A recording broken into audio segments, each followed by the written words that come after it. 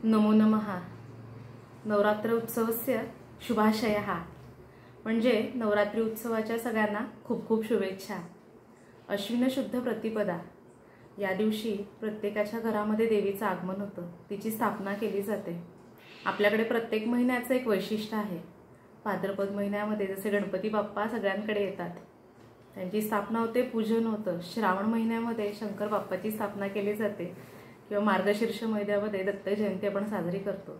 तसंच अश्विन महिन्यामध्ये देवीची आपण स्थापना करतो, तिचं पूजन करतो, तिचं स्तवन करतो।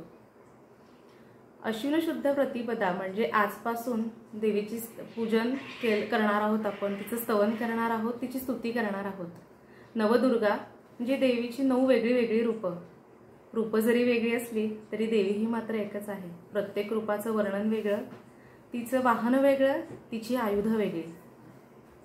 पहिल्या दिवशी आपण शैलपुत्रीचं आवाहन करतो, तिची स्तुती करतो। शैलपुत्री, शैल म्हणजे पर्वत आणि पर्वताची मुलगी म्हणून शैलपुत्री। आधी श्लोक शिकूया आणि मग त्याचा अर्थ सांगते। चला, हात जोडा। वंदे वांछित लाभाय चंद्रार्धकृत शेखराम वृष आरूढां शूलधरां शैलपुत्री यशस्विने। म्हणजे वंदे वांछित लाभार्थम, हे देवी माते, मी जी इच्छा केली ती तू पूर्ण करणारी।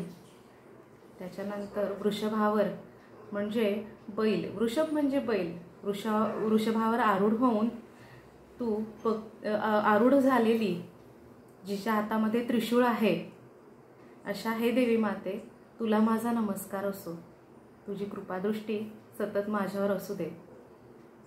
शैलपुत्रीचं वर्णन किती छान आहे आणि आपण तो श्लोक पण शिकलोय। सोपा आहे की नाही श्लोक? मग लक्षात ठेवणार आणि सगळे आज घरामध्ये म्हणणार ना। नवरात्राच्या 9 दिवस आपण प्रत्येक दिवशी देवीचं एक वेगळं रूप बघणार आहोत आणि तिचा श्लोक पण शिकणार आहोत। धन्यवाद।